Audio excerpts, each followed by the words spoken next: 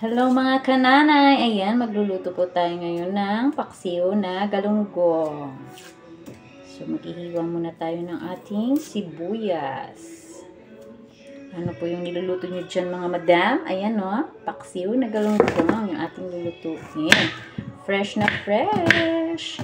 200 ang kilo ng galunggong ngayon. So, salamat kay Auntie Nini. At ako ay sinama niya sa palengke at binili na ulam namin ngayon for today's video. So, ayan. Thank you so much, Auntie. So, ilalagay ko na nga dito yung ating isda. Ayan. Okay natin yung ating isda.